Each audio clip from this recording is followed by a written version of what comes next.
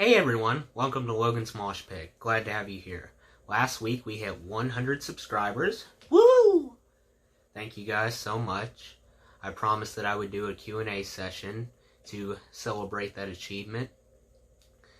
Answer some of your questions about me. Thank you to everyone who submitted a question. You guys asked some really good questions.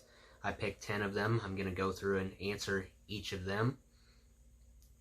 Before we do that, I want to answer a question that nobody asked, but many of you were probably wondering. Do I ever use my bracelet to clean my fingernails? Every day. In fact, I did right before I started recording. So with that out of the way, let's move on to your questions. Sorry in advance if I butcher anyone's name. So let's start off with Novak OHara. Wants to know what inspired me to start my channel, and do I have any pets? Well, my channel was originally supposed to be just guitar riff videos. That would be the only content I post. Went that way for a couple months. I have a bunch of guitar riff videos saved in my gallery. After a while I realized, well, this just seems lazy. I could do more than this. I already listen to music all the time, so why not share my love of music with everyone? That doesn't happen easily for me because I'm an introvert at heart. That's just the way I am. I don't feel comfortable talking in front of people. I'm a shy person.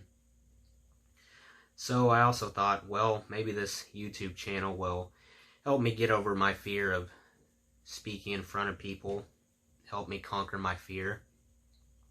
I've been a long-time viewer of certain channels that you might be subscribed to that inspired me, Sea of Tranquility, Rock and Roll True Stories, ARTV, Rocked, Rock Feed, Loudwire.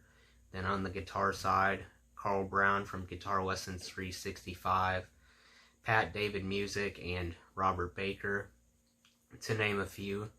They inspired me to make my own videos. I thought if they could do it, so could I. So it's hard to stand out on YouTube. It's a learning process. Such a huge platform. You have to be really unique to build up an audience on YouTube. So I'm learning as I go. I'm up for the challenge though. So on to the second part of your question. I'm a huge animal lover. I love spending time with animals. I think animals make wonderful friends, great companions to have. I don't currently have any pets, but I have in the past, including a Siamese cat named Miles, a calico cat named Drake, a miniature dachshund named Peyton, a golden retriever named Savannah, a German shepherd named Shotzi, and a Rottweiler named Princess. Sadly, they've all passed away. Princess was the most recent. Here's a picture of her. She passed away back in November. So her loss still hurts the most. Still hard to get used to her not being around here. I spent a lot of time with her.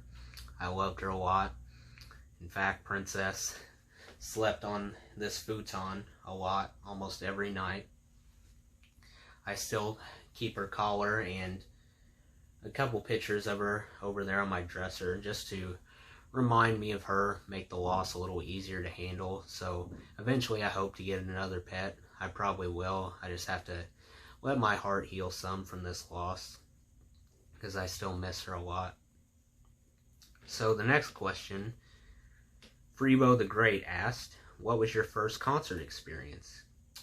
Well, my first concert was back in 2015 at an event called Holiday Havoc at the Tree in Joliet, Illinois, about an hour outside of Chicago. I went to that show with my dad and uncle. It was about 4 or 5 hour drive. It took us 4 to 5 hours to get there. We had pretty great seats, I would say, off and to the left of the stage. We were pretty high up, so we had a pretty clear view of the stage. We could see everything that was going on. Sometimes the musicians would walked by us, so that was really cool getting to see them. I took a selfie with the lead singer of Wilson and chatted with him briefly when he walked past us. I stopped and talked to him for a minute and got a selfie with him. So the opening acts for this show were Another Lost Year, Wilson, and Starset. They were all pretty good. This was actually the first time I ever got exposed to Another Lost Year or Wilson. I had listened to Starset some before. They all sounded pretty good. Saint Asonia headlined this concert.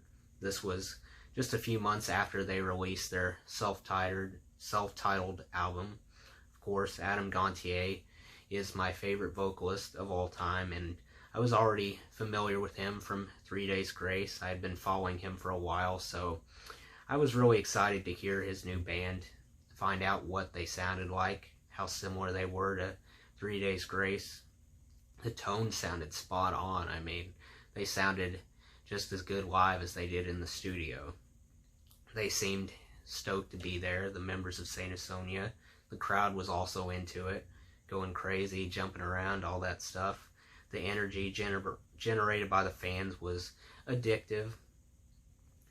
I took a few pictures and videos. At the show, I got a t-shirt in my closet over there along with the set list. In case you don't believe me, I have it right here. Hopefully you guys can see that.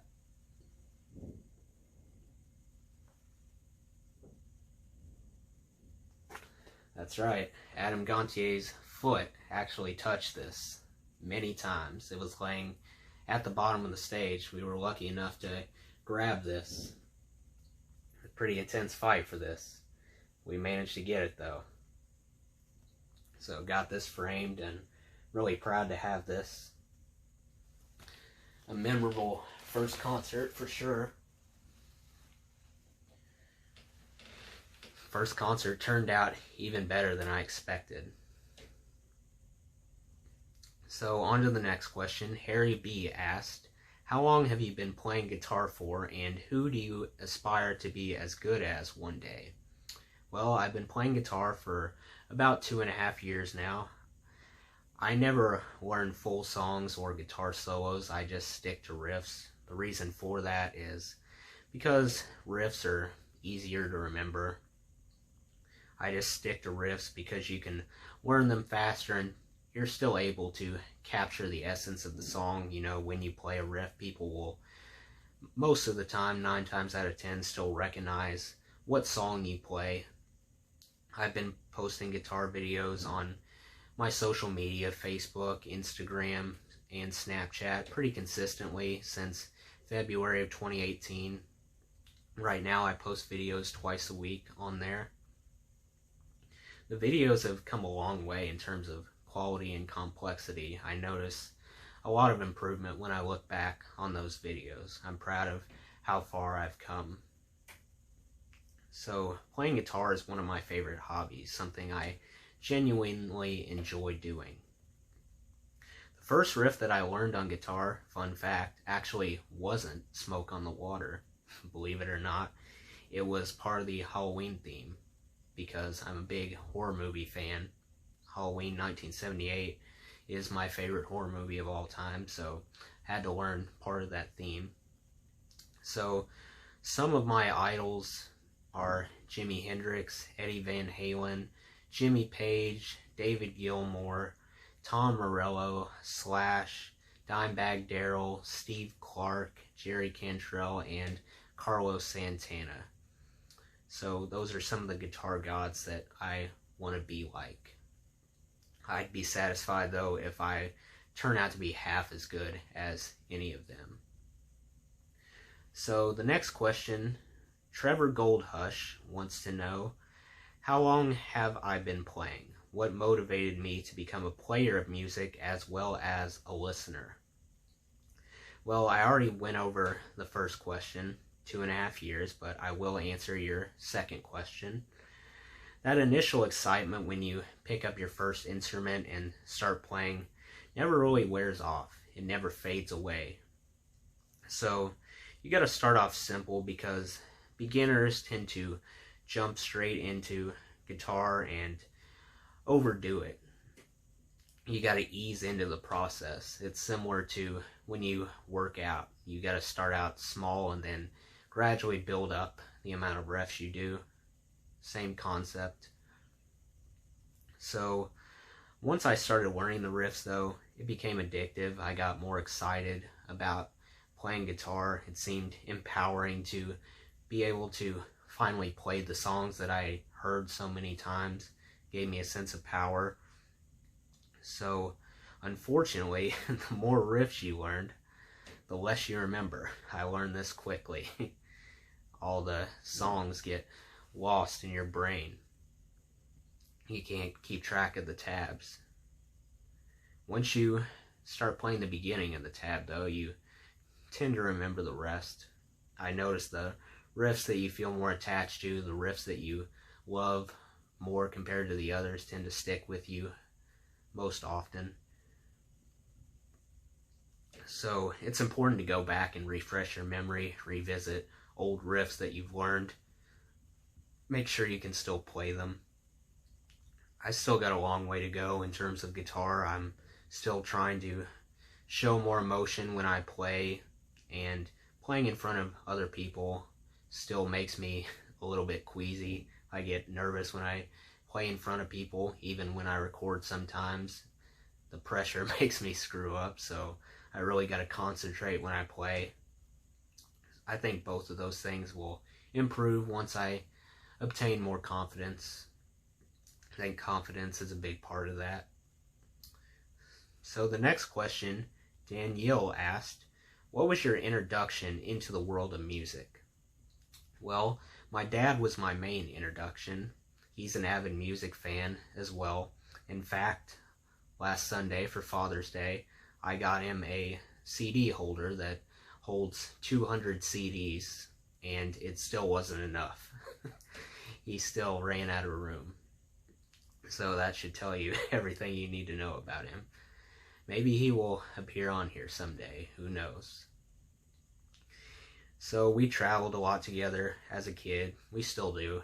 He played Red Hot Chili Peppers, Alice in Chains, Nirvana, The Scorpions, AC/DC, Aerosmith, Puddle of Mud, Black Sabbath, The Doors, Led Zeppelin, The Eagles, Rush, Def Leppard, Metallica, Sheryl Crow, Kid Rock, Eminem, Stone Temple Pilots, Hank Williams Jr., Velvet Revolver, Mad Season, Kiss, My Chemical Romance, etc.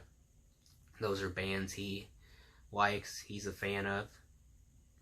He also played guitar back in the day when he was my age, so I also inherited that passion from him.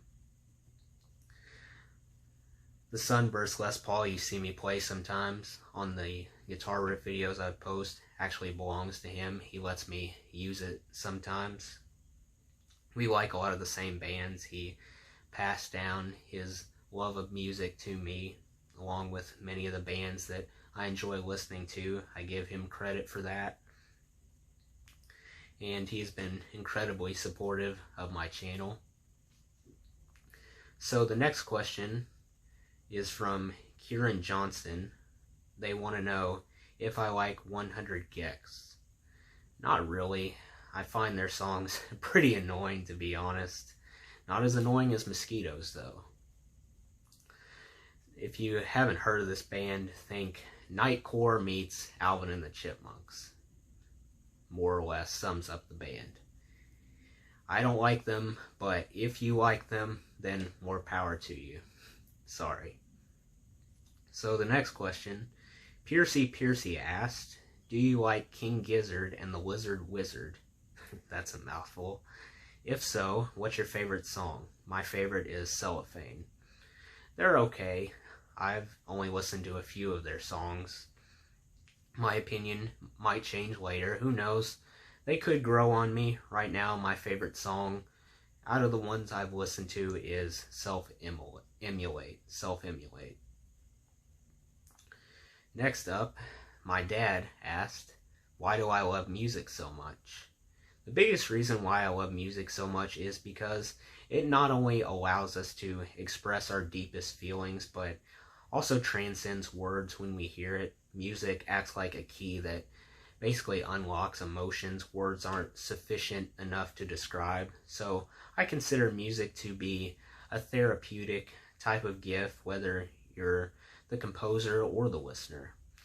It feels quite comforting to know that music will always be there during all stages of your life. When you need something to make you feel better, music will always come through for you.